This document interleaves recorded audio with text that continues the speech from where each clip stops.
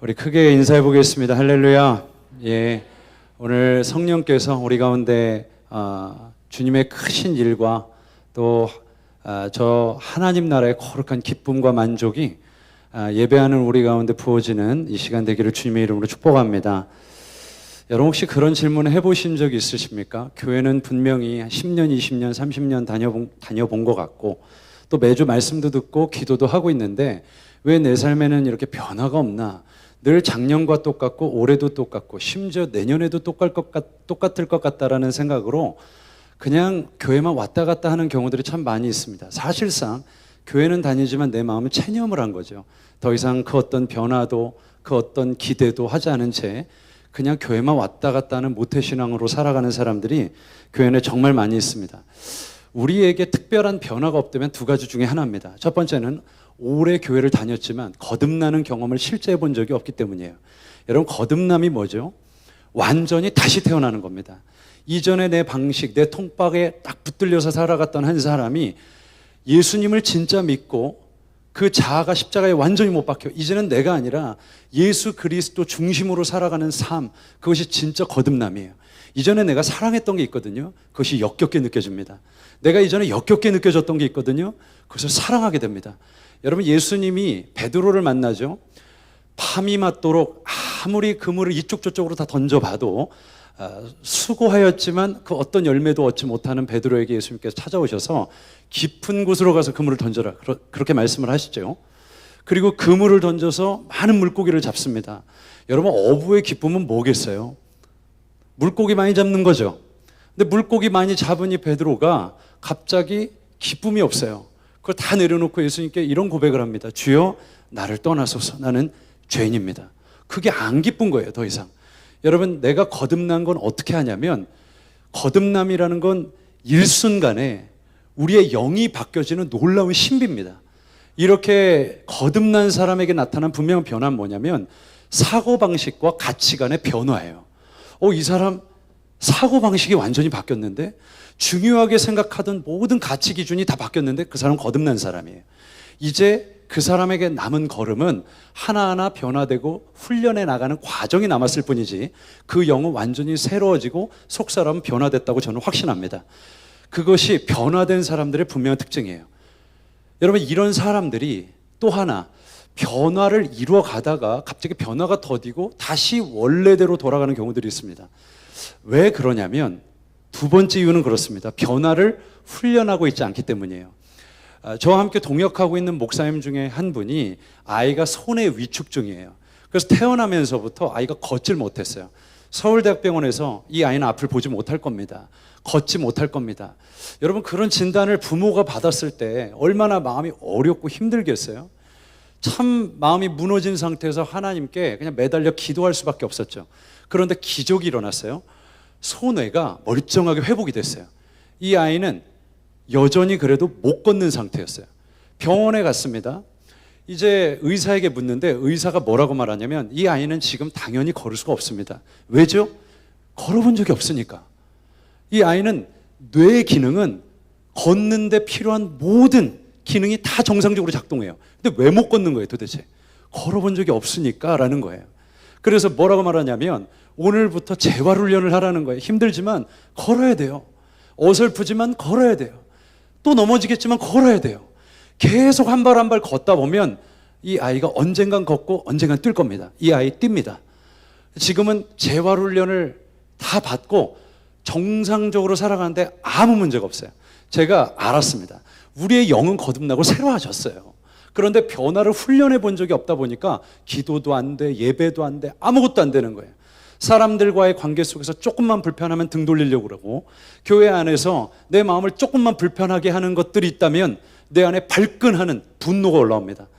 전혀 우리 안에 다스려지지 않은, 복음으로 거듭나지 않은 속사람, 그리고 우리의 정서, 우리의 생각, 이 모든 것들이 시간 문제지 하나하나 훈련해 나가면 반드시 변화될 줄 믿습니다.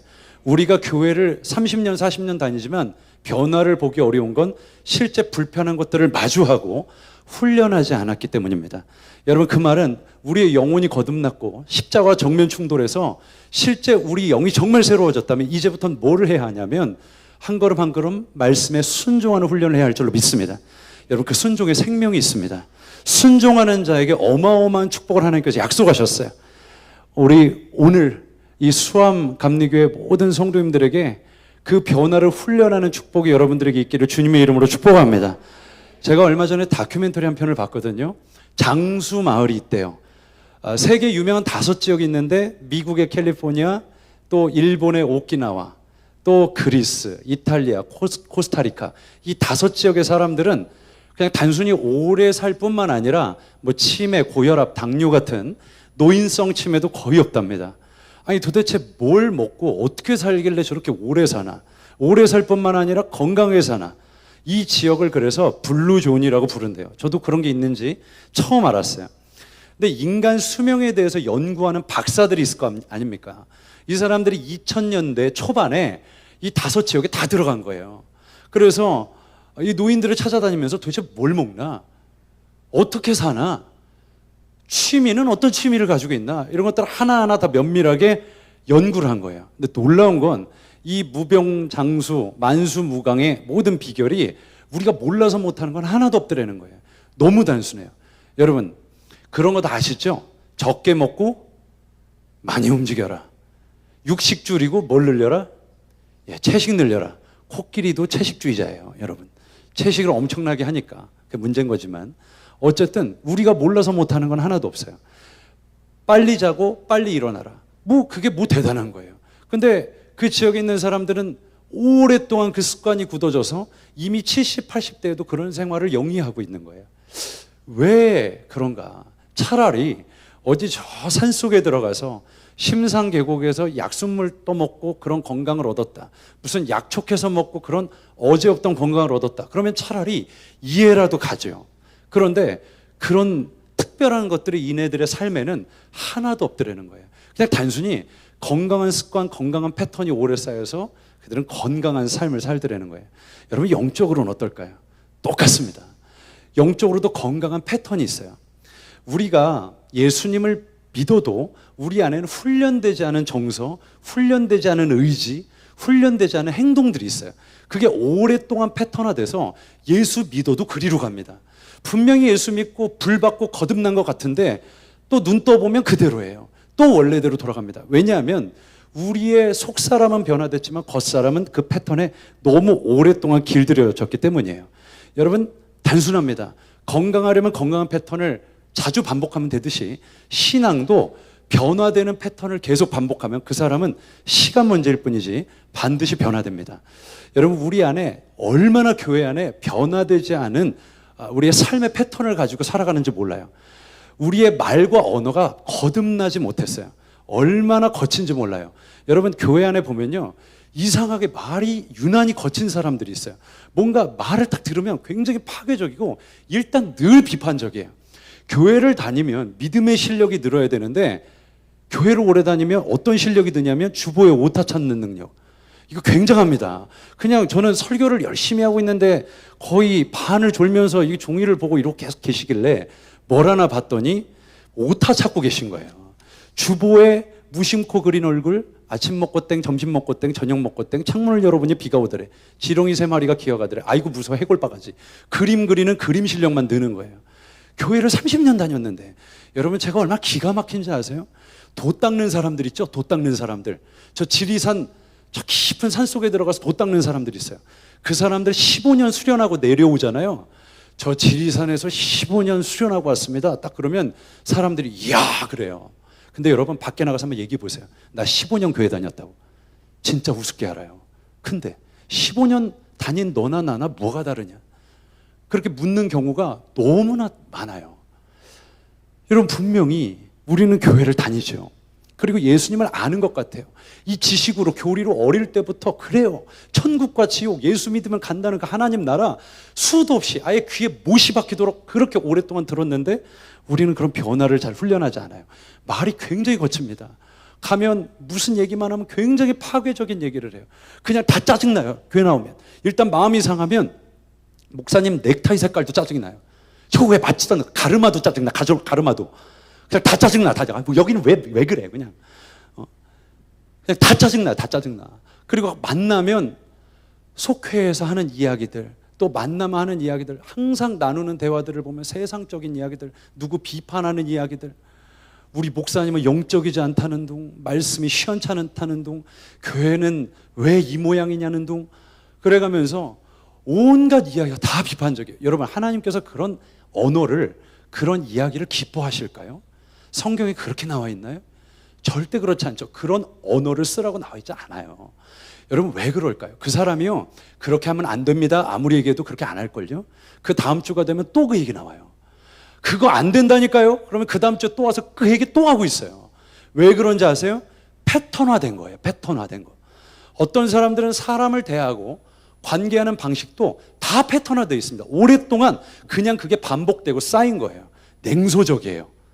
집사님, 머리 하셨어요? 왜요? 이상해요? 그런 분들이 있어요. 아니, 누가 공격하려고 얘기한 게 아니잖아요, 지금. 싸우자는 게 아니잖아요. 근데 그 이야기를 그렇게 받아들이는 거예요. 이상해요. 그 사람은 1년이 가도 그렇게 살고요, 10년이 가도 그렇게 살아요. 저는 청년사역 10년 가까이 해온 사람이거든요. 어떤 일이든 10년 하면 전문가라고 그러죠. 저도 그만하면 이제 청년들에 대해서는 전문가인 것 같아요. 제가 알았어요. 20대, 30대 그 사고방식 가지고 그대로 결혼하고 그대로 늙습니다. 그리고 그 사고방식 가지고 그대로 자녀 키워요. 그리고 똑같은 자기의 모조품을 만듭니다. 정확히 그렇게 돼요. 제가 알았어요. 왜냐하면 20대에 가진 이 사고방식이요, 30대 가도 특별한 계기가 없으면 안 바뀌어요. 그리고 40대 가도 안 바뀝니다. 40이 되잖아요. 제가 알았어요. 아무도 못 가르쳐요. 왜냐하면 누가 뭐라고 하면 기분이 나쁘거든요. 일단 내가 사회 경험이 얼마고 내 통박이 얼마인데 감히 나를 가르쳐? 아니, 설교를 하면 되지. 왜 자꾸 나를 까? 그럼 불편해하고 저거 나 들으라고 하는 소리야? 내가 최소한도 말이야, 권사인데, 장로인데. 그래가면서 막 기분 나빠하고 힘들어합니다. 여러분, 그렇게 되더라고요. 점점 시간이 갈수록. 여러분, 20대 청년들이 그렇게 이제 하나하나 나이가 들어가는 거예요. 여러분, 이 패턴은요, 무섭습니다. 웬만하면 안 바뀌어요. 정말 쉽게, 사람은 얼마나 고집스러운지, 여러분, 이 관성이란 게 쉽게 깨어지지 않습니다. 여러분, 이 패턴들이 영적인 패턴들이라면 정말 좋겠죠. 어떤 사람들은 딱 이야기를 해보면 영적인 이야기를 합니다. 잘 될 겁니다, 집사님. 제가 기도할게요. 하나님 도와주실 거예요. 하나님이 승리하게 하십니다. 그런 늘 언어를 쓰는 사람들이 있어요. 그 사람은 1년이 지나도 그 언어 씁니다. 어떤 사람들은 누군가 고통당하고 눈물 흘리는 성도들의 뒷모습을 보면 가서 기도해 주기를 마다하지 않아요. 그런 사람들은 내년이 가도 또 그렇게 삽니다. 여러분 보세요. 모든 건 우리의 신앙이 대부분 다 패턴화되어 있어요. 여러분, 오늘 예배드리는 태도가 사실은 지난주 여러분이 예배드린 태도예요. 그리고 작년에 예배드린 태도고요. 예배를 그 시간에 오는 사람은 평생 그 시간에 옵니다. 특별한 계기가 없으면 그 시간에 오고요. 자리도 여러분 대부분 수요예배 오시면 여기 이렇게 비슷하게 앉으시죠? 이렇게 거의 내 자리 벗어나는 일 흔히 없어요. 저희는 또 저 자리에 앉았네. 아마 그 생각이 드실 거예요. 왜 그러냐면 사람이요, 어떤 일을 선택하고 판단하는 데 있어서 그때그때 다른 것 같지만 아닐걸요. 대부분 습관화되어 있어요. 소비 패턴, 식사 패턴, 모든 게 다 패턴이에요. 이 사람이랑 대화를 나누다 보면 또 그리로 가요. 그게 바로 패턴이에요. 여러분, 이 패턴을 영적으로 바꾸지 않으면 우리는 반드시 타락하고 무너지고 곁길로 새는 패턴을 가지고 신앙이 당연히 변화되지 않은 채 그냥 변화되고 있겠지라고 막연하게 생각한 채 그냥 종교 생활하다 끝날 수밖에 없습니다. 저는 저와 여러분에게 꼭 하나님의 말씀이 온전히 우리에게 부어져서 우리의 악한 패턴들, 죄된 패턴들을 하나하나 바꿔서 진정한 변화를 이루는 우리가 모두가 되기를 주님의 이름으로 축복합니다. 여러분, 사람은 패턴대로 살다 패턴대로 죽습니다. 좀 따라해 볼까요? 사람은 패턴대로 살다가 패턴대로 죽습니다. 여러분, 세상 사람들이 이걸 뭐라고 말하는지 아세요? 운명이라고 말합니다. 어떤 사람들은 팔자라고 말해요. 그런데 우리들은 그렇게 이야기하지 않아요. 성경은 그렇게 얘기하지 않습니다. 타고난 팔자, 운명이 있다고 말하지 않아요. 얼마든지 그 속사람이 바뀌고 그 인생이 변화되어 생명을 낳는 삶이 될 수 있다고 그렇게 성경은 도전하고 있습니다. 여러분, 저는 예수님을 한 20여 년 전에 만났거든요. 저는 모태신앙이에요. 여러분, 왜 모태신앙인지 아세요? 기도 못해, 전도 못해, 예배 못해, 다 못해. 그래서 모태신앙이에요. 전 정말 모태신앙이었어요. 다 못해요. 그냥 저희 어머니도 모태신앙이고 저희 할머니도 모태신앙이고 저희 증조할머니는 외정시도 때 전도사였어요. 그러니까 4대째, 저희 자녀들은 5대째 예수를 믿는 가정이에요. 근데 저는 예수 안 믿었어요. 세상 한심한 사람들이 교회에 다 있다고 생각했어요. 저희 어머니는 성가대 반주를 하셨는데 반주를 하시면 저한테 항상 11조를 맡기셨어요. 오늘 바구니가 오거든 네가 마음과 정성과 뜻을 다해서 봉헌을 하도록 해라. 그러면 예 어머니 하고 그 봉투를 받고 저는 항상 거기서 항상 봉투에서 이렇게 재정을 빼서 저는 주로 교회에서 은혜를 못 받고 노래방 가서 은혜를 받는데 그 재정을 썼어요. 그리고 제가 항상 양심에 거리끼니까 하나님이 살아계시다면 나중에 갚겠습니다. 2배로. 그래서 목사가 됐어요. 어쨌든 정말 교회 가는 게 너무 싫었어요. 왜냐하면 그렇게 세상 지루할 수가 없는 거예요. 뭐 예배를 일단 제대로 드려본 적이 없어요. 대예배를 드리면 저희 교회는 아주 오래된 전통적인 감리교회예요. 그러니까 목사님이 다 가운 입고 나오셔가지고 자 우리는 오늘 교동문 23번 함께 교독하겠습니다. 그럼 다 같이 자리에 일어나서 여호와는 나의 목자시니 그러면 서로 교독을 하다가 앉으면 그때부터 잠이 와요. 아이고 참 희한해요. 그리고 목사님이 설교를 하는데 정말 신기할 정도로 안 들려요. 이렇게 귀에 들렸다가 이렇게 나가요. 그리고 한 번도 정말 집중해서 들어봐야 되겠다 그런 생각이 든 적이 없어요. 그냥 정말 어쩜 그런지 병원 가면 왜 수술할 때 수면 마취 하잖아요. 정확히 수면 마취한 것 같아요. 제가 이 수면 마취할 때 한번 잠을 안 자보려고 10, 9, 8, 7 계속 세세요. 6, 5, 4, 3, 2, 1 땡. 나는 앉았다. 그랬는데 저보고 깨어나세요. 그렇게 이야기를 하더라고요. 세상에 그렇게 신기할 수가 없더라고요. 이거 어떻게 그렇게 신기해요? 근데 설교 들을 때 그래요. 정말 신기하더라고요. 제가 거의 수면 마취를 당해가지고 이렇게 자다가 이상하게 신기한 거 목사님 두 손 들고 축도를 하실 때 이제는 하면 정확히 잠에서 깨요. 그리고 이제는 나는 갑니다. 그리고 문을 열고 나가는 게 저의 신앙생활의 대부분이었어요. 얼마나 힘이 든지 저는 교회고 보고 다 싫은 거예요. 그래서 제가 20살이 됐을 때 예수 안 믿기로 결정했어요. 저희 어머니가 저를 보면서 얼마나 속이 터져 하는지 제가 중고등학교 시절에 저희 전사님한테 청탁을 하셨어요. 그 앞에 앉는 청년들은 대부분 암암리에 그 부모님의 부정 청탁이 있었을 가능성이 굉장히 높다. 저는 그런 말씀 드리고 싶고요. 제가 앞에 이렇게 항상 앉아요. 그러면 전사님이 앞에 앉으라고. 왜요? 앞에 앉아. 왜요? 앞에 앉아. 앉아. 그럼 딱 앉아요. 그러면 항상 첫날은 회개를 해야 되기 때문에 부흥 강사님의 첫 주제가 뭐냐면 지옥이에요. 지옥을 묘사하는데 좀 와닿진 않지만 저분 왜 저러시나 싶을 정도로 막 흥분을 해가지고 거기 가면 구더기도 타졌는데요. 1년이면 될까? 10년이면 될까? 뜨거워. 막 그러면서 막 지옥을 묘사하는 거예요. 거기 가면 영원히 있는데요. 그러니까 옆에 있는 애가 막 와 하고 우는데 제가 볼 땐 이게 회개해서 우는 게 아니라 무서워서 우는 거예요. 강사님 막 눈 뒤집고 막 회개 막 그러니까 막 여기 애들이 막 울고 난리가 났어요. 그 저도 이제 슬픈 영화의 한 장면을 생각하면서 찔끔 눈물을 어머 성령님 임하셨나 봐. 막 그렇게 생각을 했거든요. 그런데 너무너무 싫은 거예요. 막 그렇게 회개라라고 막 외치는데 제 옆에 앉아있던 친구의 머리에 이 침으로 안개꽃이 그냥 하얗게 핀 거예요. 나 그게 너무 싫더라고요. 근데 그 다음날 항상 주제는 천국이에요. 천국은 얼마나 좋은지. 거기가 막 금은 보화가 있는데 막 금이 저 도로에 그냥 쫙 깔려 있대. 막 얼마나 막 아주 뭐 주얼리 루비 막 다 있다는 거예요. 근데 어떻게 해요? 저는 주얼리에는 1도 관심이 없어요. 그런 나라 뭐가 좋아요? 근데 거기 가면 뭐 하냐고 물어봤더니 뭐 하긴 영원히 예배드리지. 제가 그 말에 겁이 나서 하나님 저는 천국은 안 됩니다. 천국은 도저히 못 가겠습니다. 그랬던 게 저희 신앙생활이에요. 그러니까 얼마나 힘들었겠어요. 그러니까 저는 그래서 저희 어머니한테 20살에 뭐라고 얘기했냐면 저는 기독교인 코스프레 하고 싶지 않습니다. 안 믿어지는 걸 왜 믿습니까? 저희 어머니가 야 그래도 네가 이렇게 하면 안 되지. 내가 너를 위해 어떻게 기도했는데. 제가 어머니한테 어머니 저도 클 만큼 컸고 저도 이제는 제 스스로 종교를 결정하게 해주십시오. 제가 나오면서 언제 저랑 의사 결정을 같이 의논해서 한 적이 없지 않습니까? 태어나 보니까 기독교인이었지. 언제 뭐 절에 갈 수 있도록 허락이나 해주신 적이 있어요? 그래서 어머니한테 저는 교회를 안 다니겠다고 그렇게 이야기했는데 어머니가 그렇게 속상해 하시더라고요. 근데 제가 20살이 되던 여름 한 해 어느 교회에 가서 제가 주님을 만나게 됐어요. 거기 수련회를 섬기다가 제가 예수님을 만났는데 정말 감당이 안 되더라고요. 저에게 누가 제 낱낱이 죄의 목록을 가지고 너 얼마나 네가 더러운 인간인지 알겠지?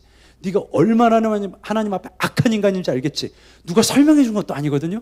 제가 알겠는 거예요. 그래서 엎드러져서 얼마나 꺽꺽대고 울었는지 몰라요. 도대체 왜 인생을 그렇게 살았을까? 왜 이것을 아무도 가르쳐주지 않았을까? 그리고 정말 십자가와 정면 충돌해서 제가 엎어져서 서 있지 못할 정도로 밤이 맞도록 울었던, 진짜 소리 하나가 입에서 나오지 않을 정도로 목이 쉬도록 울었던 밤이 있었어요. 그때 제 영혼은 회심이 일어났어요. 근데 문제는 그 이후에 일어나는 거예요. 뭐냐면 저는 분명히 거듭났고 은혜를 받았는데 집으로 돌아오니까 그대로 돌아가기 시작했어요. 갑자기 부모님과 몇 마디 나누다 보니까 혈기가 확 올라와서 저도 막말을 하기 시작하고 갑자기 교회 안에 들어갔는데 그렇게 뜨겁고 모든 예배, 뭐 예배라고 하면 막 지겨워서 피하던 그 예배를 1부, 2부, 3부를 누가 시키지도 않았는데 거기 가서 앉아있고 또 가서 앉아있고 저희는 시골 교회였기 때문에 예배도 그렇게 청년들이 매력을 느낄 만한 그런 어떤 분위기가 아니었어요. 어른들 그냥 막 박수치면서 찬송가 몇 곡 부르고 그리고 그냥 예배드리던 아주 전통적인 교회예요. 그런데도 찬양을 부르면서 얼마나 은혜를 받았는지 그냥 예수님 얘기만 나오면 그냥 눈에서 눈물이 터져 나왔어요. 너무 좋으니까 나를 구원해 주셨구나. 그런데 안 되는 거예요. 제 죄악된 패턴이 그대로 드러나요. 이게 왜 그럴까? 내가 귀신이 들린 걸까? 나는 원래 버림을 받은 걸까? 왜 안 될까? 나중에 알았어요. 제 안에 견고한 깨어지지 않는 패턴들이 있다는 거.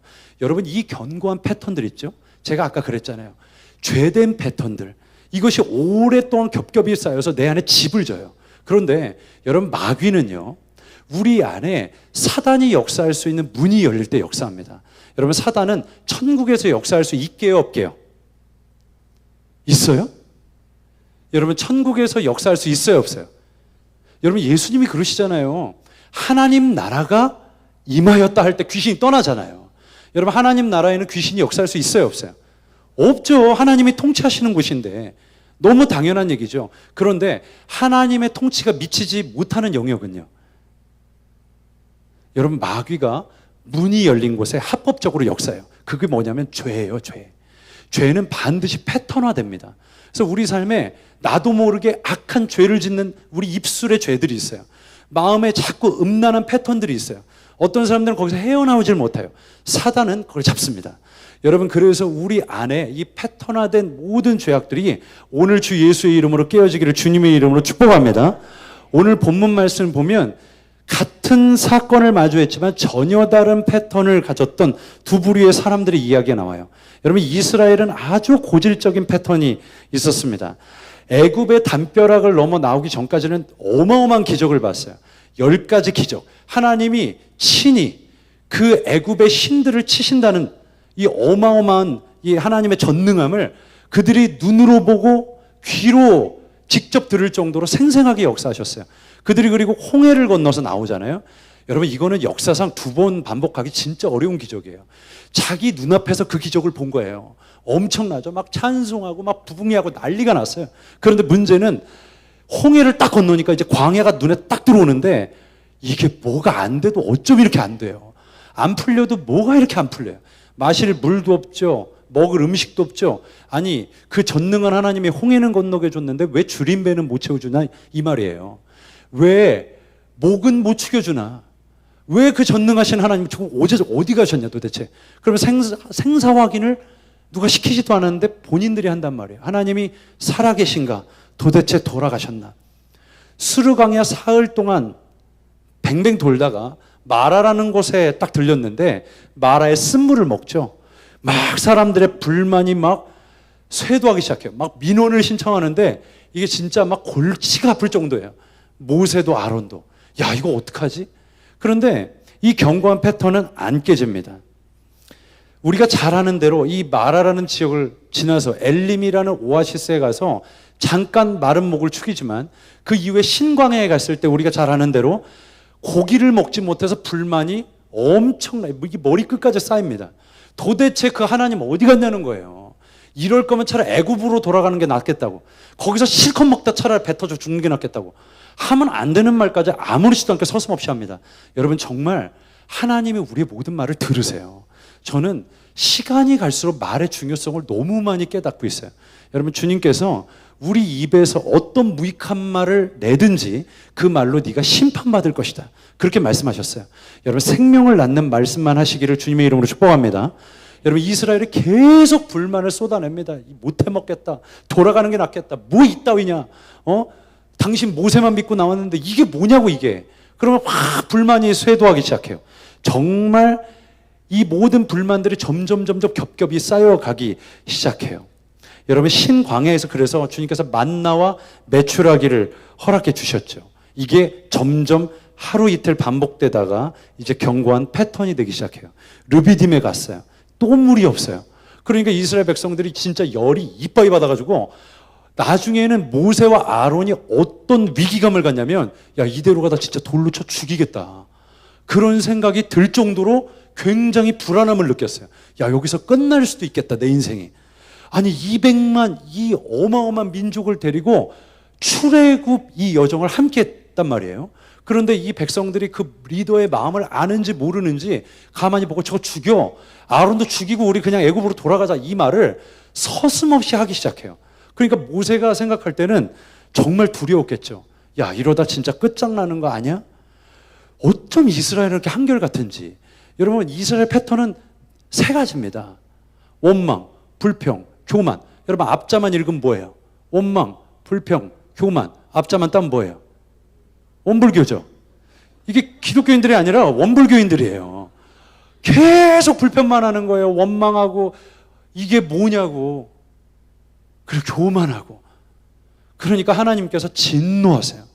내가 이 모든 민족을 쓸어버리고 모세 너로 말미암아 새로운 민족을 이룰 것이다.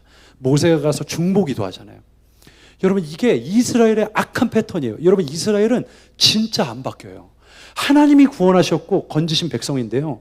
분명히 홍해를 건넜다는 건 여러분 신약의 배경으로 생각해보면 해석해보면 세례를 받고 나온 거예요. 거듭났어요. 지독해 안 바뀌어요. 교회는 다니거든요. 직분도 받았거든요. 봉사도 오래 했어요. 교회에서 무슨 일이 있다고 하면 손발 걷어붙이고 막 뛰어들 수 있는 열심도 있어요. 교회에 무슨 일이 있으면 아이고 어떡해 아이고 어떡해. 교회 와가지고 저 성전 뒤편에서 주님의 이름 부르고 기도할 줄 아는 충성도 있어요. 그런데 문제는 안 바뀌어요. 그 마음이. 여러분 오늘 혹시 우리 안에 이런 견고한 패턴이 있다면 성령의 조명하심 아래 우리의 패턴이 그대로 드러나기를 주님의 이름으로 축복합니다. 왜냐하면 본인이 몰라요. 아무리 생각해도 나는 그런 사람 아니라고 생각하거든요. 아니에요. 성령께서 정말 거룩한 빛을 비추시면 세상에 내가 지금까지 뱉어왔던 말들, 세상에 내가 지금까지 품어왔던 이 생각들, 이게 얼마나 악한 것이었나. 나도 모르게 반복해왔던 것들. 여러분 제가 같이 목양을 했던 어떤 청년 중에 그런 청년들도 있어요. 입만 열면 정의를 이야기해요. 그런데 그렇게 정의로워 보이는 이 형제가 어느 날 저에게 찾아와서 그런 이야기를 하는 거예요. 목사님, 저를 좀 도와주세요. 왜 그러지? 무슨 일 있어? 제가 음란물 중독에 빠졌는데 도저히 여기서 헤어나올 수가 없습니다. 처음에는 이 포르노 영상 몇 편을 보는 데서 시작을 했는데 이게 견고한 패턴이 됐어요. 왜냐하면 계속 이걸 보다 보니까 나중에 여기서 벗어날 수 없는 지경까지 간 거예요. 여러분 이 패턴은 제가 그랬잖아요. 죄의 문이 열리면 반드시 사단 역사한다고. 본인이 연 거예요. 본인이. 이렇게 열어놓으니까 그 다음 단계로 넘어가요. 죄는 반드시 확장됩니다. 거기 머무르지 않아요. 아우 죄는 요만큼만 져야지. 나 여기서 넘어가지 말아야지. 여러분 그런 사람 보셨어요? 못 보셨어요? 여러분은 못 보신 걸로 저는 많이 봤습니다. 죄는 이만 하면 됐다. 그 정도로 만족하는 사람 한 명도 못 봤어요. 죄는 반드시 그 다음 죄를 낳습니다. 이 형제가 이제 사창가로 향해요. 사창가로 향했는데 일반 사창가가 아니라 더 돈을 많이 주고 가는 곳으로 갑니다. 그러다가 빚을 내기 시작하고 자기 모든 월급을 거기에 쓰기 시작해요. 이 형제도 나중에 감당이 안 되는 거예요. 본인이 왜 이러고 있는지조차도 몰라요. 그런데 주일날 예배는 드려요. 그리고 그 입에서 나오는 말은 정의예요. 여러분, 얼마든지 사람은 그럴 수 있습니다. 여러분, 저 같은 목사들도요, 자기 말에 자기가 속아요. 여러분, 속지 마세요. 여러분, 유튜브에 유명하고 대단한 목사님들이 있어요. 맞아요. 그분들 정말 귀하고 좋은 목사님들일 거예요. 그러나 제가 지금 드리는 말은 말만 듣고 속지 말란 얘기예요. 여러분, 진짜 목회자는요, 옳은 말을 하는 사람이 아니라 옳은 길을 걷는 사람인 줄 믿습니다. 옳은 말이 아니에요. 옳은 길이에요. 그게 진짜 주님의 종들이에요. 근데 우리는 자꾸 자기 말에 속아요. 그러니까 본인이 몰라요. 나는 그런 사람 아니야 하는데, 아니요. 성령께서 비춰주셔야 합니다. 오늘 이 밤에 정말 회개의 영이 임해서 우리가 몰랐던 우리의 모든 악한 패턴이 다 드러나고 회심이 일어나기를 주님의 이름으로 축복합니다. 여러분, 지나친 근심과 염려도 패턴입니다. 여러분, 쉽게 절망하고 좌절하는 것 있죠? 그것도 패턴이에요. 그 사람은 작은 일에도 또 좌절합니다. 또 낙심해요. 그것도 죄예요. 거역과 불순종. 내가 하나님의 뜻대로, 주님 뜻대로 살기로 했네, 주님 뜻대로 살기로 했네, 매주 아름다운 가사 따라 노래하지만 결국 내가 원하는 영역, 또 원하지 않는 영역, 딱 기준을 정해놓고 원하지 않는 걸 순종할 마음도 없어요. 그럴 의도도 없습니다. 아니, 하나님, 여기까지는 내가 하는데 여기부터는 내가 솔직히 잘 모르겠습니다. 저 그러고 싶은 마음 없습니다. 이거는 아니죠. 그러면서 딱 뒤로 빼놓고 본인이 쉬운 순종만 하려고 하는 경우들이 정말 많아요. 여러분, 아니거든요. 기독교가 말하는 진짜 그리스도인의 삶은 그런 게 아니에요. 내가 순종할 거 골라서 순종하고 순종 못할 건 딱 뒤로 빼놓고 이거는 내가 좀, 여러분, 그런 순종이 어디 있어요. 순종은 처음부터 시작부터 끝까지 주님의 통치를 받는 거예요. 내 자아가 완전히 새막대기 같이 구부러지지 않는 내 자아가 완전히 꺾이고, 주님이 그렇다면 나는 아니오지만 예, 맞습니다. 그리고 움직이는 거예요. 나는 아닌데 주님이 예 하면 예, 주님, 그게 맞습니다 하고 예 하고 움직이는 게 순종일 줄로 믿습니다. 여러분, 우리 안에 이런 거역과 불순종이 패턴화되어 있을 수도 있어요. 특별히 재정의 영역, 특별히 내가 꺾이지 않는 어떤 자존심의 영역. 내가 이거는 아니지. 이거는 못해. 어떻게 그래. 그렇게 예수 믿는 걸 그렇게 극단적으로 살면 안 되는 거야. 그런 생각이 내 안에 드는 경우들도 있어요. 그것도 패턴입니다. 이런 관성을 가만히 놔두잖아요. 그대로 굳어져요. 제가 아까 이야기했잖아요. 나이는 그대로 들어간다고. 40이 되고 50이 되고 60이 되고 70이 돼도 그 사람 안 바뀝니다. 그대로 가요. 저도 그래서 제 모습이 두려울 때가 있어요. 정말 두려워요. 내 안에 성령께서 비춰주시지 않으면 인정할 수 없는 내 모습이 있거든요. 저는 그런 이 관성이 여러분의 운명으로 딱 집 짓기 전에 완전히 깨어지고 새롭게 되기를 주님의 이름으로 축복합니다. 여러분, 오늘 본문에 보면 원망과 불평으로 한 길을 걸었던 이스라엘과는 달리 다른 길을 걸었던 한 사람의 이야기 또 나옵니다. 그게 뭐냐면 모세예요. 이게 오늘 본문이 르비딤이라는 지역에서 있었던 일이에요. 거의 불만이 극에 달했습니다. 민원이 막 쇄도하고요. 아론이 도대체 이걸 어떻게 해결해야 되지? 이거 장난 아니야, 지금 분위기. 모세도 위기감을 느끼기 시작해요. 그런데 똑같은 상황인데 모세는 다른 패턴을 만들기 시작해요. 그게 오늘 본문 말씀 4절인데요. 우리 4절 말씀 함께 같이 좀 읽어보면 좋겠습니다. 우리 4절 말씀 읽겠습니다. 시작.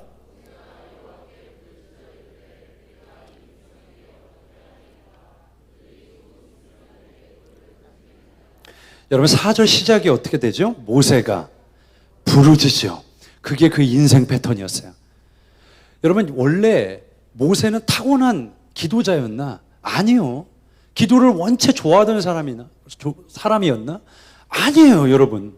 특별한 사람이라 그랬던 거 아닌가? 아니에요, 여러분. 모세 원래부터 그런 사람 아니었어요. 여러분, 모세는요, 태어나면서부터 상처와 거절감이 정말 충만한 사람이었어요. 여러분, 이 가운데 태어나면서 그 어떤 사람도 아이고, 저거 태어나면서부터 그냥 죽여버려야 되는데, 아마 그랬던 사람은 아무도 없었을 거예요. 근데 모세는 그랬던 사람이에요. 태어나면서부터 환영받지를 못했어요. 죽어야 된다고 생각을 했어요. 근데 이 모세를 감싸고 돌았던 어머니가 석 달을 숨겨두다가 도저히 안 되니까 그냥 강물에 뛰어버리죠. 그리고 이 바로궁으로까지 흘러 들어가서 정말 하나님의 섭리 가운데 공주의 손에 길러져요. 여러분, 태어나면서부터 그런 거절감을 누리며 자랐어요. 자라는데 이제 자아가 생기고 사춘기도 보냈을 거 아니에요? 그런데 여러분, 사람이 그럴 때 있죠. 아무리 열심히 살아도 내가 원하는 건 이룰 수 없다라고 느껴지는 그런 인생의 벽이 느껴지는 순간들 있잖아요. 아무리 돈을 벌어도 여기까지는 못 가겠다. 아무리 취업을 해도 여기까지는 못 가겠다 싶은 순간들이 있어요. 그런데 그때가 제일 좌절이 되는 때거든요. 모세는 진짜 아마 열심히 살았을 거예요. 왕궁에서. 왕자의 교육을 받았겠죠. 그런데 아무리 열심히 살아도 왕이 될 수 있는 혈통이에요, 아니에요? 아니죠. 이 사람은 유대인이에요. 그러니까 아무리 열심히 살아도 왕 못 돼요. 어려서부터 그거 알았을까요, 몰랐을까요? 알았겠죠. 그러니까 나는 뭔가 종자가 다르구나. 아마 그런 깊은 상처 속에서 모세가 자랐을 거예요.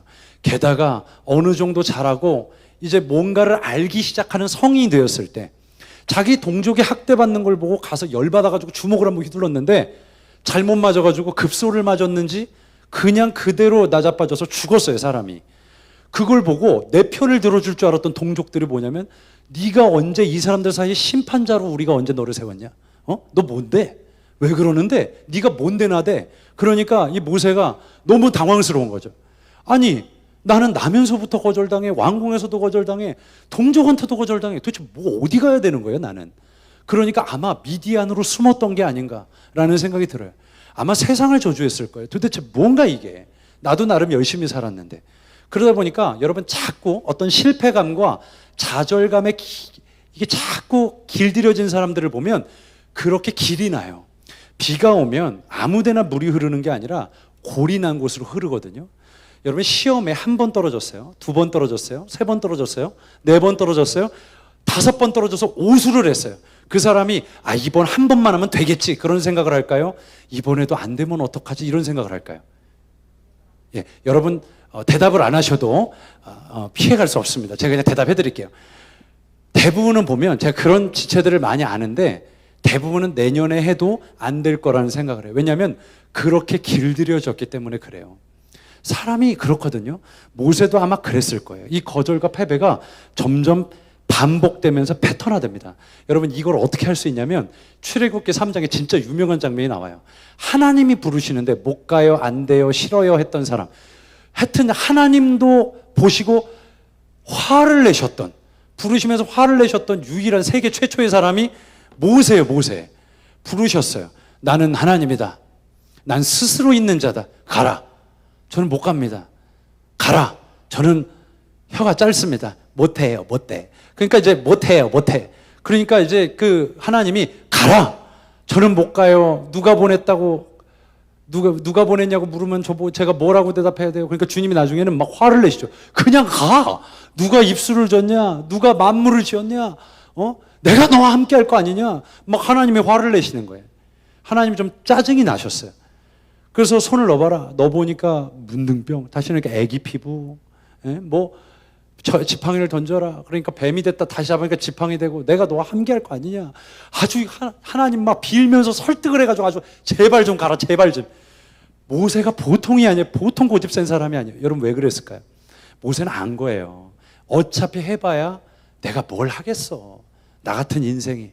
이미 실패하고 나이도 이미, 나이가 몇 개예요. 나이가 몇 개. 이미 뭔가를 이루기에는 너무 나이도 들었고 이미 그 사람들에게도 실어버림을 당했고, 나 지금 여기 미디안에서 양궁댕이 쫓아다니면서 양치는 별 볼 일 없는 옆집 아저씨인데 내가 뭘 하냔 말이에요. 뭘 해요. 근데 주님이 가라는 거예요. 자기의 거절감과 패배감이 겹겹이 쌓이니까 안 되는 거예요.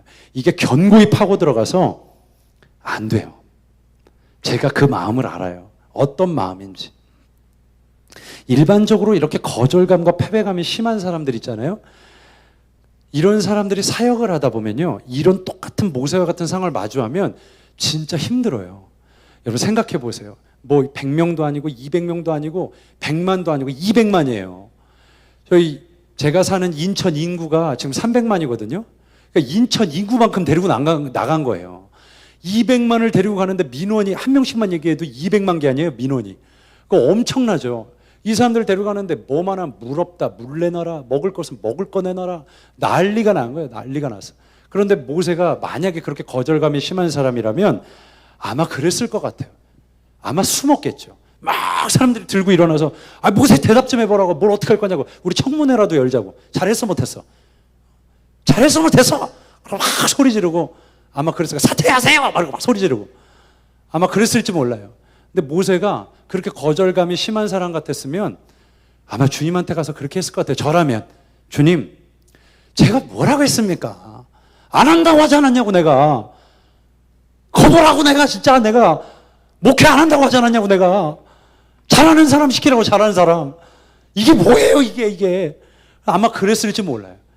근데 모세가 똑같은 상황에 처음 부르심을 받았을 때와 다르게 반응하기 시작해요. 그 패턴이 뭐냐면 오늘 4절 말씀이에요. 모세가 부르짖어 이르되. 그 전까지는 그런 패턴이 잘 안 나와요. 근데 모세가 그때부터 패턴이 생기기 시작했는데 부르짖는 패턴이에요. 두 손을 딱 들고 막 민원이 막 쇄도하고 막 죽여 살려 막 사람들이 하나님 살아계신 거야 돌아가신 거야 그러고 있는데 모세가 화를 내거라. 뒤로 가가지고 내가 못 해먹겠다고 막 주님 앞에 항변을 한 게 아니라 산에 올라가서 부르짖어 기도하기 시작해요. 없던 패턴이에요.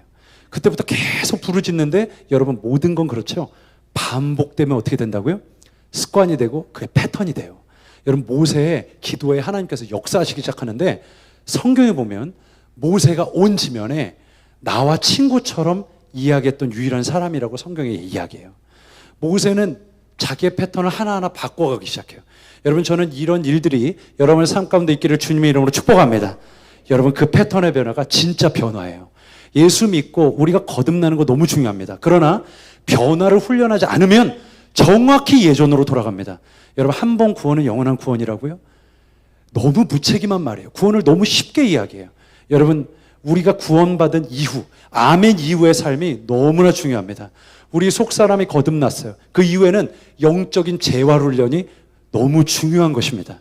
영적인 재활훈련은 여러분 안에 선한 패턴을 하나하나 만드는 거예요. 여러분 제 얘기를 오해하지 마세요. 나 40년 새벽기도 했는데?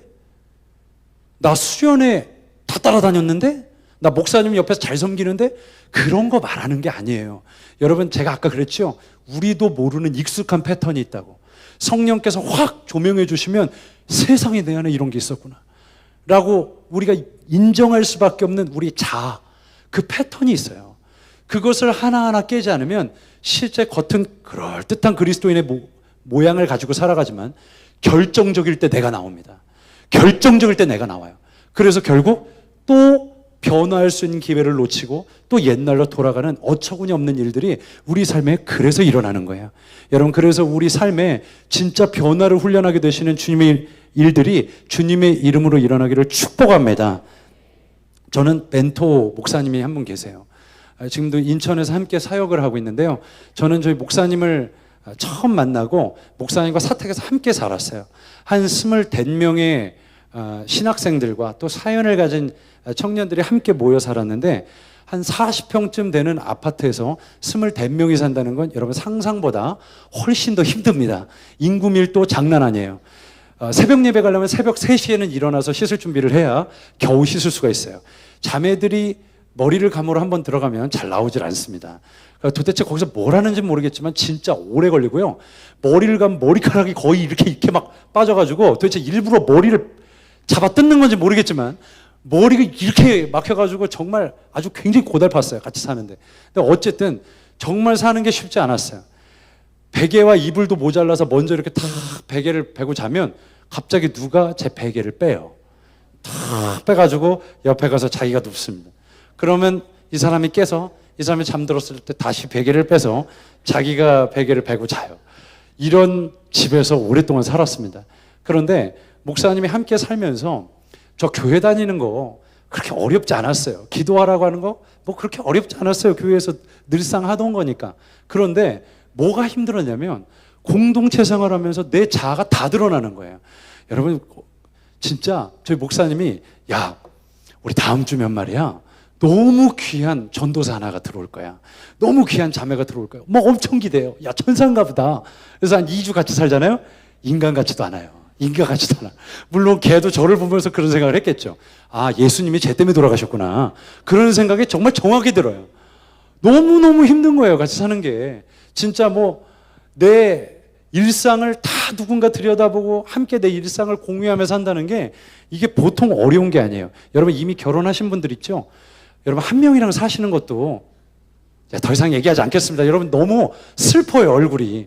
어쨌든 한 명이랑 사는 것도 힘든데 24명이 이렇게 산다는 거 쉬운 일은 아니거든요, 진짜.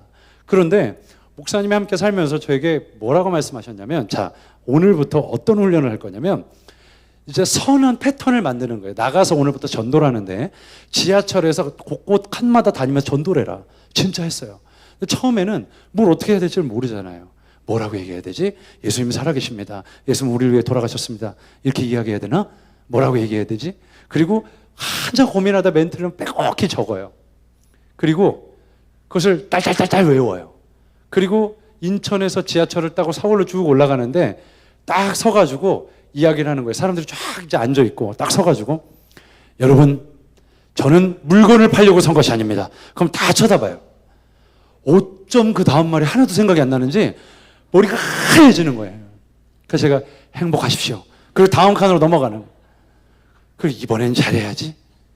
아, 다 뭐였더라? 그래, 예수님이 우리를 위해 죽으셨어요. 이렇게 얘기를 해야 되겠다. 여러분 저는 물건을 팔려고 선 것이 아닙니다. 그럼 다 쳐다봐요. 뭐야? 다 쳐다봐요. 행복하세요? 그리고 다음 칸으로 넘어가는 거. 입이 안 떨어져요, 입이. 저희 목사님이 항상 전도했니?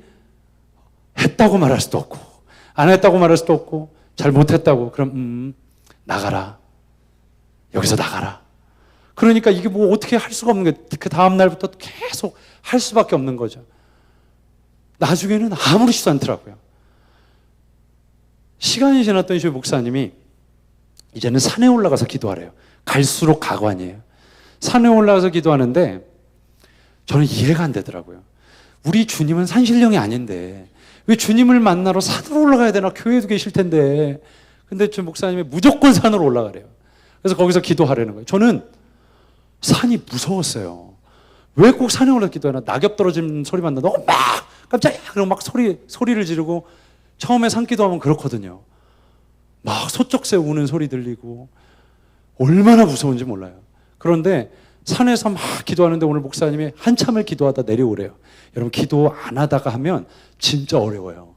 진짜 제가 아는 모든 지식을 다 동원해서 주님의 이름을 불러가면서 막 기도를 했는데 10분 지났어요. 그래가지고 제가 안 되겠다. 기도 제목을 꼬아보자. 다른 사람을 놓고 막 기도하기 시작했어요. 시간을 봤어요. 15분 지났어요. 야, 정말 시간 안 간다. 나중에는 제가 하다 너무 시간이 안 가니까 무슨 기도를 하고 있냐면 우주 평화를 위해서 기도를 하고 있어요. 우주 평화. 정말 얼마나 기도가 어려운지. 근데 나중에 그것도 산에 올라가면 그렇게 긴장이 되고 덜덜덜 떨렸는데 진짜 아무렇지도 않아요. 산에 올라가면 요즘엔 잠이 와요. 고민이에요, 고민. 야, 이 야간 산행을 즐기는 사람들도 있잖아요. 저는 그거보다 더 즐겨요. 매일 올라가서 세상에 이 밤에 산에 솔솔 부는 이 산을 즐겨가면서 거기서 기도를 한다는 게 얼마나 낭만적이에요. 아무렇지도 않아요. 또 저희 목사님이 노숙자들을 섬기려는 거예요.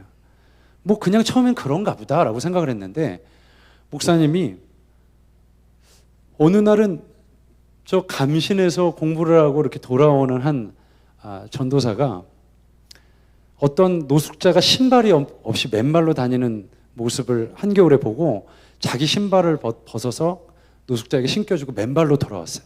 근데 저희 목사님이 야, 만약에 대한민국에 성자가 있다면 쟤다. 하나님께서 쟤는 정말 큰 종으로 삼으실 것 같다. 그랬는데 그 다음 날부터 신발이 다 없어져요. 누군가 옷을 벗어주고 오면 그 다음 날부터 다 옷이 없어져요. 아주 거의 유행이에요, 유행, 트렌드. 노숙자 섬기는 게. 여러분 노숙자 섬기는 거 쉽지 않거든요. 왜냐하면 아무리 섬겨도 그 다음 날이 되면 원래대로 또 돌아가 있어요. 노숙자들은 정말 쉽지 않아요. 정말 거칠고 정말 해도 쉽지 않은 사람들이 노숙자들이에요. 그런데 그런 사역을 오랫동안 시키면서 처음에는 저는 굉장히 이 마음 안에 납득이 안 되면 받아들이는데 굉장히 불편해하고 힘들어하는 사람 중에 하나예요. 왜 이거 꼭 해야 돼? 꼭 이렇게만 해야 돼? 꼭 이것만 방법이야? 이게 꼭 귀신. 이게 꼭 귀신 들려가지고 교회는 맨날 꼭 해야 돼요? 꼭 지금 해야 돼요? 꼭 기도 이렇게 많이 해야 돼요? 꼭 예배를 이렇게 많이 드려야 돼요? 그런 사람들이 있거든요. 꼭 귀신이에요. 근데 어쨌든 제가 좀 그런 마음이 있었어요. 정말 마음 안에 이런 것만 방법일까? 그런데 이상하죠. 그냥 반복해왔던 패턴들이요. 지금 40이 넘은 제 나이에도 계속 이것이 패턴화돼서 지금 그렇게 살지 않은 마음이 불편해요. 지금도 저는 매일 기도하러 가요. 지금도 저는 사람들을 만나면 택시를 타면 복음을 전하는 일을 해요. 물론 이전처럼 막 지하철을 소리내서 전도를 하지 못하지만 이전에는 정말 그렇게 전도를 해도 어떤 제재도 받지 않았거든요. 요즘에 지하철법이 생겨가지고 요즘은 전도만 하면 바로 끌어낸대요. 그런데 그런 것들을 반복하면서 제 안에 심령이 정말 새로워지는 것을 여러 번 느꼈어요. 여러분, 왜냐하면 그것이 진짜 제 자아를 부인한 일들이었기 때문이에요. 정말 힘들었어요. 그런데 제 안에 익숙한 패턴을 깨고 새로운 패턴을 만들 때 정말 이전의 제가 아니라 하나하나 변화되어 가는 것을 제 삶으로 경험하면서 정말 우리 안에 새로운 패턴을 만들어가는 것이 이렇게 중요한 일이구나 라는 것을 많은 경우 깨닫게 돼요. 사랑하는 여러분, 이제 교회만 왔다 갔다 하는 사람이 아니라 내 자아가 불편한 일이 있어요. 어떤 사람은 재정의 영역에서, 어떤 사람은 관계 영역에서 저 사람만 보면 막 분노가 치밀어 오르고 저 사람 보면 그냥 얼굴을 확 돌려버리고 싶은 그런 사람들이 있거든요. 내 자아가 다시 그때 발동해요. 내가 꼭 그래야 돼? 아니요. 그거 꺾는 게 순종이에요. 그거 꺾는 거. 이건 방법이 아닌 것 같아요. 교회를 보면서 너무 불편해요. 아니요. 그거 꺾고 교회를 불쌍히 여기고 기도하는 거, 그것이 정말 내 자아를 꺾고 주님을 따라가는 길인 줄 믿습니다. 자기를 부인하고 자기 십자가를 지고 나를 따를 것이니라 그랬어요. 여러분, 자기 부인은요, 자기 학대가 아니에요.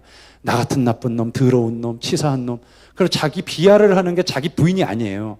자기 부인은요, 내가 익숙히 살아왔던 내 패턴이 있잖아요. 이 패턴과 반대로 행동하는 게 자기 부인이에요. 여러분, 자기 부인 하고 계세요? 그것이 생명을 낳는 거룩한 패턴인 줄 믿습니다. 여러분, 교회는 다니지만 전혀 자기 자아에 부담이 되지 않는 선에서 적당히, 나는 거기까지는 안 갈 건데, 그리고 얕은 물에서 노는 사람들 되지 마시고 깊은 물로 들어가서 여러분 존재가 완전히 하나님 앞에 뒤바뀌고 정말 뼈가 부러지는 것 같지만 자기의 삶을 하나하나 바꿔 나가서 언젠가 주님 앞에 딱 섰을 때 내가 너의 싸움과 인내를 안다. 내가 너의 수고를 안다. 그렇게 칭찬받는 주님의 사람들 되시기를 주님의 이름으로 축복합니다. 이제 말씀을 마치려고 합니다. 여러분, 우리 안에 익숙한 패턴들 있잖아요. 이것이 왜 자꾸 바뀌지 못하냐면 제 삶을 보고 깨달았어요. 자꾸 내 마음에 면죄부를 줘요. 내 안에 미움이 너무 많은 거예요. 그런데 어떤 면죄부를 주냐면 네가 상처가 많잖아. 그러니까 그렇게 안 해도 돼. 너도 화나잖아. 열받잖아. 너 저런 말 듣고도 가만히 있을 거야? 저거 은근히 너 무시하는 말이잖아. 속에서 그런 말 들으면 그런 생각이 들 때가 있어요. 자꾸 마음에 면죄부를 줘요. 사랑해야 한다라는 주님의 명령에 반응하기보다 나 상처 많잖아. 나 아팠잖아. 나도 위로받아야 되잖아. 그런 생각이 드는 경우들 정말 많죠. 목사님, 나도 당한 게 많아요. 나도 많이 참았어요. 나도 다 해봤어요. 아니요, 다 해보시지 않았어요. 죄와 싸우되 피 흘리기까지 싸우라고 하셨어요. 몇 번 해보고 다 했다는 말씀 하지 마세요. 여러분, 자아와의 싸움은 평생의 과정이고 사도 바울은 날마다 자기 자아를 십자가에 못 박는다고 하셨어요. 여러분, 자기를 불쌍하다고 생각하지 마세요. 내가 너무 불쌍해. 나도 내가 불쌍해서 그래. 그러니까 이렇게 살 수밖에 없는 거야. 나도 싫어. 나도. 여러분, 그거 아니에요. 주님 앞에 면죄부 받지 못해요. 주님이 정말 하나님이 기뻐하시 않는 죄된 삶을 살다 딱 왔는데 너 왜 그렇게 살다 왔니? 근데 그때 주님 앞에 서서 제가 얼마나 상처받고 살아온지 아세요? 저 진짜 힘들었어요. 저도 교회 잘못 만나서 이렇게 된 거예요. 예? 저도 좋은 성도들 만났으면 이렇게 안 됐어요. 주님 앞에 그 얘기 하실 거예요? 그게 그랬니? 네가 상처가 많았구나. 그래, 너는 지옥 가지 말고 천국 가라. 주님이 그러실 것 같으세요? 절대로 아니에요. 어떤 핑계도 될 수 없어요, 하나님 앞에. 제가 우울해서 그래요. 제가 우울증이에요. 여러분, 우울증이면 죄 져도 됩니까? 내가 너무 괴로워서 그래요, 삶이. 나도 가난해요. 나도 내 자식 그냥 눈에 넣어도 아프지 않은 자식 해달라는 거 다 해주고 그냥 그렇게 살고 싶어요. 내가 뭐가 죄예요? 열심히 산 것밖에 없는데. 에? 남한테 내가 피해를 줬어요? 내가 뭐 잘못했어요? 교회 열심히 다닌 것밖에 없잖아요. 뭘 그렇게 잘못했어요, 내가? 주님 앞에 그러실 거예요? 아니요, 그거는 절대 변명이 될 수 없어요. 여러분, 제가요 그걸 알았어요. 목양을 청년들 10년을 하다 보니까요, 제일 못 바뀌는 사람들이 있거든요. 안 바뀌어요, 그 사람들은.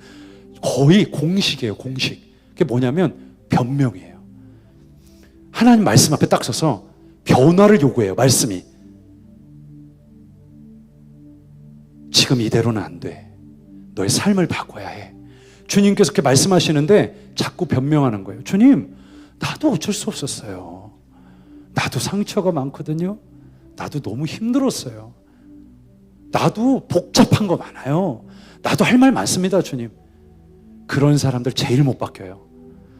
교회 안에 떠날 마음도 변할 마음도 없이 그렇게 30년, 40년 앉아있는, 그냥 그렇게 굳어진 채로 교회에 그냥 다 와서 앉아있는 많은 사람들이 한국 교회 안에 얼마나 많이 있는지 아세요?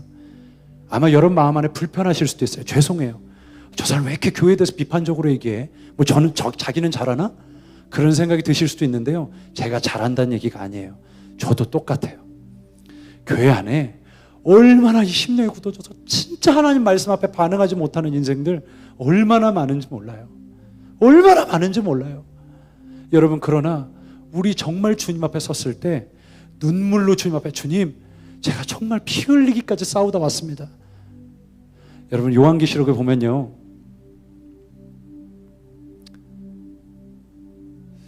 내가 그들의 눈물을 닦아주리라 이렇게 말씀하신 대목이 나오거든요. 근데 저는 그 말씀보다 그런 생각을 했어요. 주님이 닦아주실 눈물이 없는 인생은 진짜 불행한 거구나. 한 번도 치열하게 싸워본 적이 있어야죠. 불편한 게 하나도 없는데. 여러분, 저에게도 그런 게 있었거든요. 저는요, 저에게 정말 제 운명을 걸 만한 마지막, 진짜 제 인생이 뒤집히는 것 같은 그런 순종의 자리가 한 번 있었어요. 어느 날, 제가 지금도 잊지 못해요. 12월 24일 날 어느 오후에 제가 있던 교회 주변 인근에 있는 노숙자들을 다 불러서 세족식이 아니라 세수식을 했어요. 왜냐하면 이분들이 부끄러워하니까. 그래서 손을 닦아드리고 이제 인사를 드렸는데 저희 멘토 목사님이 저를 부르시더라고요. 야, 내가 기도를 하는데 말이야, 하나님께서 나한테 물으시는 것 같아. 신천지가 교회 와서 다 아주 뒤집어 놓는데 성도들을 그냥 다 유괴하고 납치하는데 주님이 그렇게 꼭 물으시는 것 같아, 나한테. 너 가만히 있을 거야? 가만히 있지 않을게요, 주님. 제가 내 제자들을 그리로 들여보내겠습니다. 저도 똑같이 무너뜨리겠습니다. 하나님 두고 보세요. 주님이 기뻐하신 건 저희가 하겠습니다. 그리고 저를 부르셨어요. 너 신천지로 들어가라. 예? 들어가. 하나님이 기뻐하신 일이야. 그리고 저는 그때부터 이 서점 인근에 가서 성경책을 열심히 읽으면서 거룩한 척을 했어요. 그럼 파리가 꼬여요. 근데 어찌 됐건 2차 저차 해서 어떤 한 연세 드신 권사님을 만났고요. 당시에 신천지의 아주 골수 분자 중에 하나였어요. 근데 저한테 성경책을 펴놓고 막 이야기하는데 이분이 헷갈려요. 연세가 드신 분이라. 아브라함이 아담을 낳았어요. 아담이 하와를 낳았어요. 그러는데 제가 도대체 뭔 소리인지 알아듣지 못하지만 굉장히 은혜 받는 척을 하면서 제가 성경 공부를 했어요. 그렇게 수개월이 지났고요. 저한테 어느 날 그런 요구를 하시더라고요. 너 이제 탯줄 끊고 들어와. 아예 신천지로. 그래요. 알겠습니다. 그리고 저희 멘토 목사님에게 찾아갔어요. 목사님, 저는 아직 공부 중이고 제가 한 학기만 하면 이제 학교를 졸업하거든요. 어떻게 할까요? 이렇게 물어봤는데 저희 목사님은 합리적인 분이에요. 그래도 공부는 해야지. 그래도 돈은 벌어야지. 그렇게 하시는 분인데 저한테 할 수 있니? 이렇게 물어보시더라고요. 아니요. 그럴 수가 없잖아요. 그래서 제가 예, 해보겠습니다. 그럼 들어가라. 그리고 제가 이렇게 딱 돌아서서 나오려고 하는데 갑자기 목사님이 야, 너 여기 앉아봐. 그게 목양실에서 있었던 일이에요. 그래서 제가 이렇게 앉았어요, 의자에. 그랬더니 목사님 뭐라고 하시냐면 지금도 평생 잊지 못하는 말이거든요.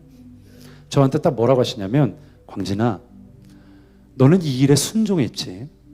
이 한 방으로 네 인생에 하나님이 얼마나 시퍼렇게 살아계신지를 보게 될 거야 앞으로. 네 인생은 이렇게 바뀌게 될 거다. 왜냐하면 네가 주인 앞에 순종했기 때문에 앞으로 그 주인이 네 인생을 인도해 주실 거야.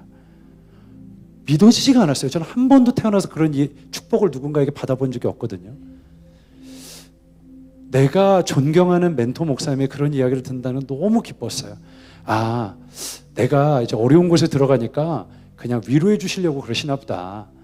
여러분 왜 시골에서 돼지 잡을 때 돼지 잡기 전에 맛있는 거 많이 먹이거든요. 아, 돼지 잡기 전에 칭찬 많이 먹여주시는구나. 그 생각을 한 거예요, 저는. 그러면서 뭐라고 하시냐면 이렇게 부르셨어요. 네 인생에 가장 부러웠던 인생이 누구니? 그래서 제가 목사님 저는 누가 부럽습니다. 누가 부럽습니다. 광진아, 걔네들이 정확히 너를 부럽다고 하는 날이 올 거야. 그리고 저는 저희 목사님을 옆에서 잘 봐왔기 때문에 정말 신기한 일들이 너무 많았어요. 여기서 그런 걸 얘기하면 저 사람 이상한 소리 하네. 저 이단 아니야? 그런 생각을 할 정도로 저희 목사님을 만났을 때 정말 너무 신비한 일들이 많았어요. 근데 제가 그런 축복을 받고 야, 그래, 목사님 말씀하셨으니까 뭐가 있나 보다. 그리고 저는 들어가기 시작했고요. 정말 그 사람들 얼마나 대단한지 제가 들어가니까 살 곳을 마련해 줬는데 한 달에 19만 원, 일용직 종사하는 사람들이 주로 사는 어떤 고시원으로 저를 안내해 줬어요. 지금은 그 고시원이 없어졌거든요. 서대문 옆에 근처에 있는데 제가 그리로 들어갔어요. 이제 공부를 하기 시작했어요. 정말 힘들었어요. 왜냐하면 다른 게 힘든 게 아니라 예배를 못 드리는 거예요. 저한테 뭐라고 하냐면 저를 이제 강사로 키우려고 그랬는지 또 선전 도구로 얼마나 좋아요. 신학생이 회심해서 이만희 선생님을 믿는다. 이만희, 이 많이 나쁜 사람. 과천 영감님을 믿는다. 아니, 얼마나 좋은 선전 도구예요, 제가. 그러니까 저를 강사로 좀 생각을 했던 모양이에요. 저를 데리고 왔던 그 할머니 권사님이. 그러면서 열과 성을 다해서 저에게 늘 밥을 사주고, 저를 옆에서 격려해주고, 너는 신천지 큰 제목이 돼야 된다. 알겠니? 너는 여기서 아주 귀한 강사가 돼야 된다. 신천지 강사가 돼야 돼. 예, 알겠습니다. 그리고 옆에서 열심히 했어요, 진짜.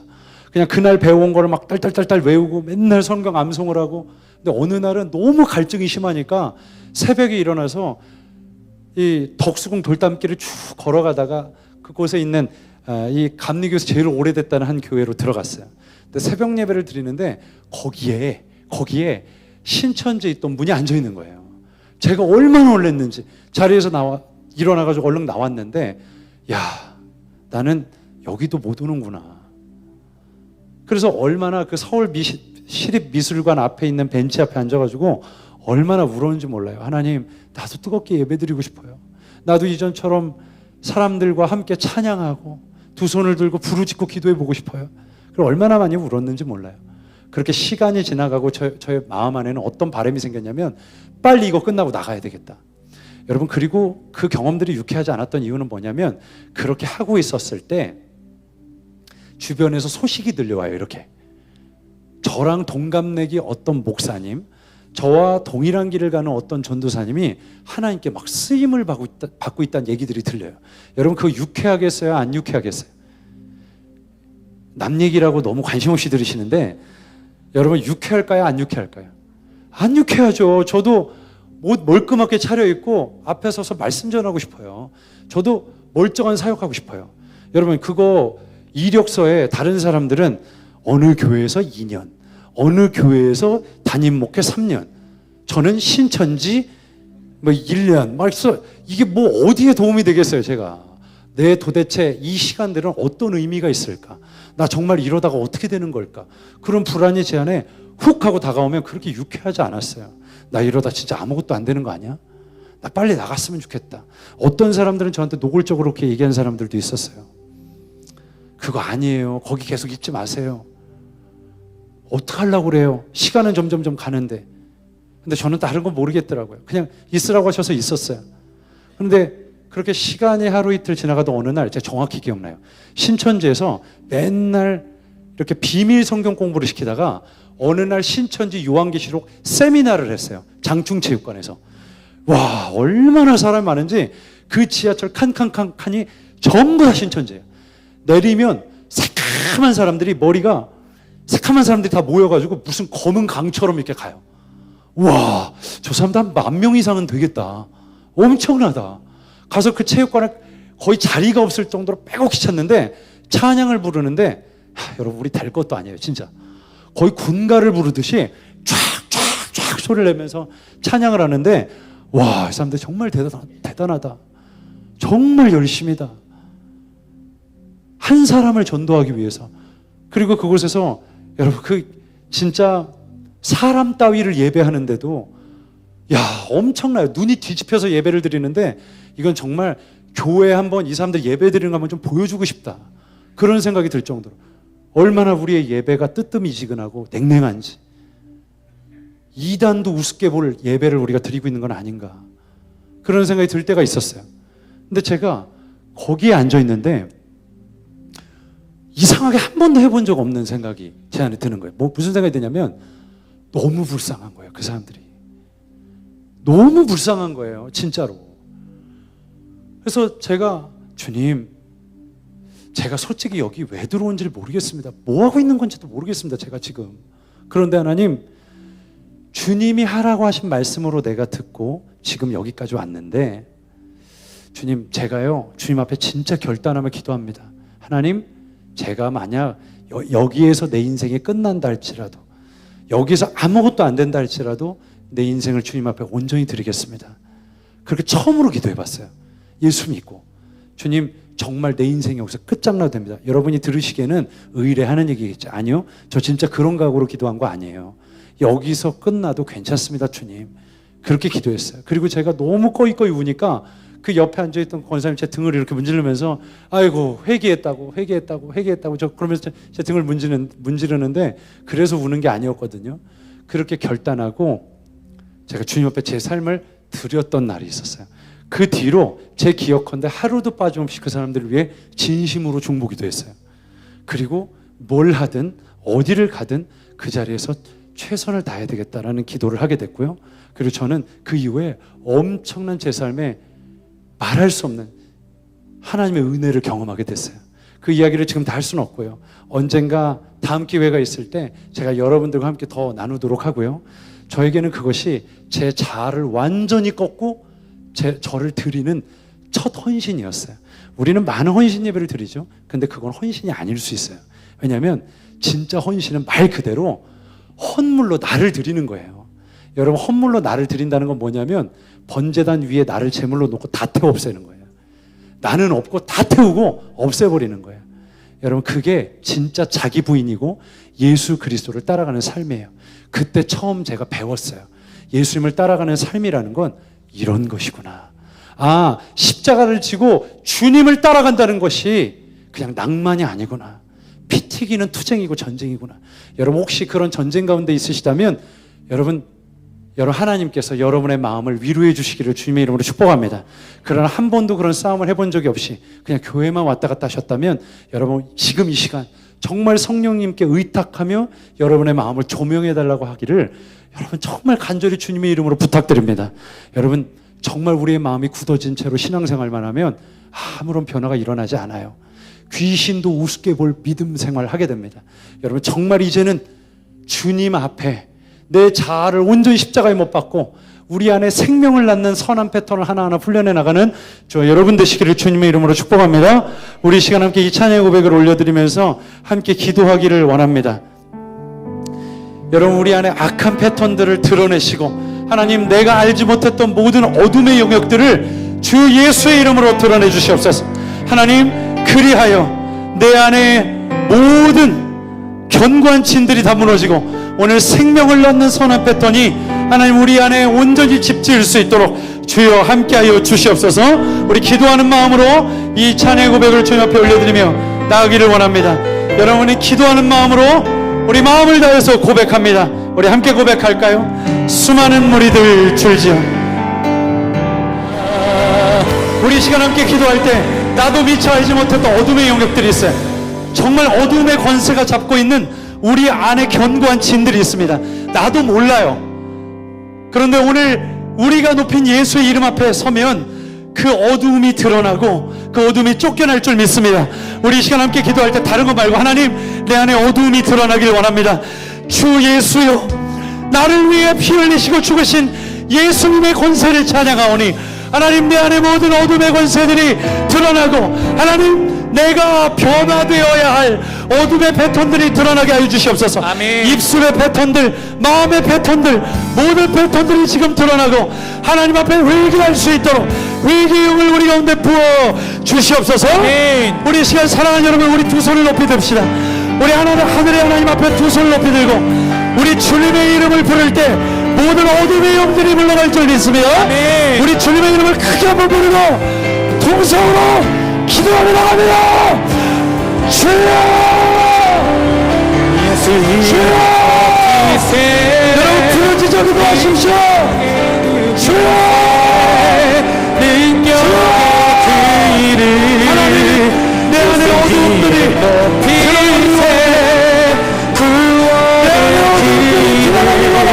예수 이름을 부르는 자 싸우게 하시옵소서. 예수 이름을 믿는 자 회개하게 하시옵소서. 예수 이름 앞에 나를 잘 십자가에 못 박고 복이 주님의 길을 걷게 하시옵소서.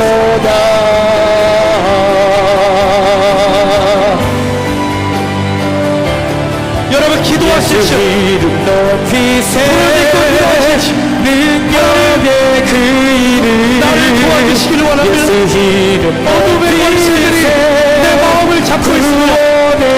내가 불쌍해서, 내가 상처받아서, 나도 교회에서 강하기가 많아서, 나도 아픔이 많아서 하나님, 나는 그럴 수 없습니다. 나는 못합니다. 나는 할 수 없습니다. 핑계대고 있었던 모든 것들 주님 앞에 내가 물러서지 회개하기를 원합니다. 주여, 함께 해주시옵소서. 성령님 붙들어 주시옵소서. 예수 이름 높이세 능력의 그 이름 예수 이름 높이